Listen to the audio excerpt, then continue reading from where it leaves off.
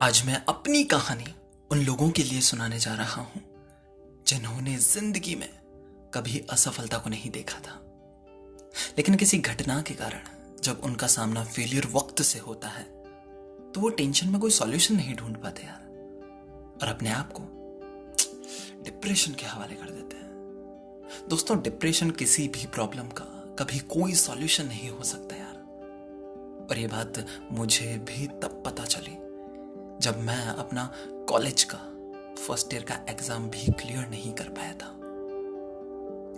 मैं एक middle class family में पैदा हुआ था। बचपन से 12th क्लास तक हर क्लास में मैं टॉप करता जा रहा था, हर काम में एक्टिव, पढ़ने लिखने में सबसे आगे। पूरी फैमिली को मुझ पर गर्व था।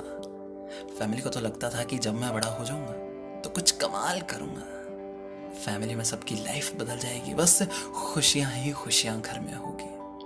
लेकिन जब मैं 12th क्लास पास करके दूसरे शहर में कॉलेज में गया तो मेरी पूरी लाइफ बदल चुकी थी यार। मेरे आसपास कुछ ऐसे दोस्त आ चुके थे जिन्होंने मुझे बिगाड़ कर रख दिया था। देर रात तक पार्टियां चलने लगी थी, और तो और अब मैं घर वालों से झूठ बोलकर पैसे भी मंगवाने लगा था। लेकिन घर वालों को सब कुछ समझ में आ रहा था। उन्होंने मुझे समझाने की बहुत कोशिश भी की, लेकिन उल्टा मैंने ही घर वालों को सुना दिया यार, और कहा कि आप लोग प्लीज यार मुझे ज्ञान मत दीजिए, मुझे सब मालूम है, आपके ज्ञान से कोई बात नहीं बनने वाली है, और प्लीज आप लोग प्लीज शांत रहिए यार, मुझे मालूम है कि मुझे अपनी जिंदगी कैसे जीनी है। घर वालों ने कुछ नहीं कहा। एक साल बाद यूजी फर्स्ट ईयर के एग्जाम का जब रिजल्ट आया तो रिजल्ट देखकर मेरी आंखें फटी की फटी रह गई थी। आज तक टॉप करने वाला लड़का एक सब्जेक्ट में फेल था, और जहां पर ये फेल होने वाली बात आई ना यार, वहीं पर ये बात ईगो को हर्ट कर गई। जो लड़का 12th तक हर साल टॉप करता आ रहा था वो कॉलेज में आते ही फेल कैसे हो सकता है? और ये फेल होने वाली बात मेरे दिमाग में इस कदर घर कर गई कि मैंने खुद को एक कमरे में बंद कर लिया। बस उसी कमरे में बंद रहने लगा, घर वालों से बात करना बंद कर दिया, दोस्तों का फोन उठाना बंद कर दिया, यहां तक कि बाहर आना जाना भी मैंने बंद कर दिया था। मुझे पता तक नहीं चल रहा था, लेकिन मैं धीरे धीरे डिप्रेशन का शिकार होता जा रहा था। ऐसा लग रहा था मानो कि जिंदगी में यहीं पर ब्रेक लग जाएगा और सब कुछ खत्म हो जाएगा। जिस स्कूल में मैं पढ़ता था, जहां से मैंने 12th क्लास पास की थी, जब ये बात मेरे प्रिंसिपल सर को पता चली तो उन्होंने मुझे खुद से मिलने के लिए डिनर पर बुलाया। जब मुझे पता चला कि मेरे प्रिंसिपल सर का इनविटेशन आया है तो मैं इनविटेशन को रिजेक्ट नहीं कर पाया, और सर से मिलने के लिए मैं शाम को उनके घर चला गया। जब मैं सर के घर पर पहुंचा तो मैंने देखा कि सर गार्डन में बैठे हुए थे। सर्दी का माहौल था तो सर अंगीठी पर हाथ ताप रहे थे। मैं भी सर के पास में जाकर बैठ गया तो सर ने मुझसे पूछा कि क्या हाल है बेटा। मैंने गर्दन हिलाकर उत्तर दिया, ठीक है सर। तो उन्होंने पूछा क्या चल रहा है आजकल। मैंने सर को कोई जवाब नहीं दिया। 10-15 मिनट तक हम दोनों के बीच में कोई बातचीत नहीं हुई। 15 मिनट बाद में प्रिंसिपल सर ने अंगीठी में से एक कोयले का टुकड़ा बाहर निकाला और धधकते उस कोयले के टुकड़े को मिट्टी में फेंक दिया। जैसे ही सर ने उस कोयले को मिट्टी में फेंका, वो कोयला थोड़ी देर तो धधका, लेकिन फिर बाद में बुझ गया। तब मैंने सर से बोला कि सर ये आपने क्या किया?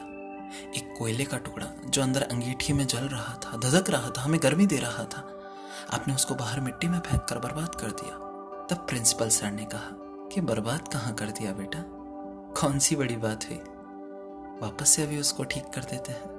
और इतना कहते ही सर ने उस कोयले के टुकड़े को मिट्टी में से फिर उठाया और वापस ला करके अंगीठी में डाल दिया। वो कोयले का टुकड़ा फिर से जलने लगा, फिर से गर्मी देने लगा। तो सर ने मुझसे पूछा कि बेटा कुछ समझ आया? मैंने कहा नहीं सर। तो सर ने कहा कि बेटा मैंने यही समझाने के लिए तुम्हें यहां पर बुलाया था कि ये जो कोयले का टुकड़ा है ये तुम हो। तुम जब अंगीठी से बाहर आए, गलत संगत में गए, मिट्टी में गए तो बुझ गए। तुम वापस जल सकते हो, मगर शर्त ये है कि तुम्हें अंगीठी में वापस आना होगा।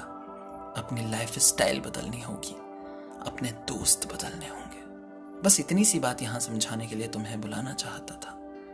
सर के समझाने के बाद सारी बात मेरी समझ में आ चुकी थी, और अपनी संगत बदलने के बाद, अपनी लाइफ स्टाइल बदलने के बाद मेरी जिंदगी बदल चुकी थी। दोस्तों, हम में से कई सारे लोग ऐसे हैं जो डिप्रेशन का शिकार हो रहे हैं सिर्फ और सिर्फ एक घटना की वजह से। हो सकता है जिंदगी के किसी मोड़ पर आप फेल हो गए हो और आपको लग रहा है कि बस अब तो सब कुछ बर्बाद हो गया, इससे आगे कुछ नहीं हो सकता। मैंने एक बड़ी गजब की बात लिखी हुई कहीं पर पढ़ी थी कि जिंदगी चलती रहती है, आप भी चलते रहिए, सब कुछ अच्छा होगा। So just keep going. अगर फेल होना बहुत बड़ी बात है तो ऐसा मत सोचिए यार। फेल होने के बाद बाउंस बैक करना सबसे कमाल और सबसे जरूरी बात है। ऐसे कई सारे उदाहरण हमारे सामने हैं जो फेल हुए लेकिन उन्होंने वापसी की। तो कमबैक करने के लिए तैयार रहिए और डिप्रेशन को अलविदा कहिए। अगर आपने ये वीडियो पूरा देखा है, अगर आपको ये स्टोरी पसंद आई है, प्लीज इसे शेयर कर दीजिए। आपका कोई भी फ्रेंड जो डिप्रेशन का शिकार हो रहा है या उसे ये लगता है कि जिंदगी में अगर फेल हो गए तो कुछ नहीं बचेगा, अगर किसी एक की भी ये कहानी सुनने के बाद जिंदगी बदल जाती है तो यही मेरे लिए सबसे बड़ा अचीवमेंट होगा। Thank you so much.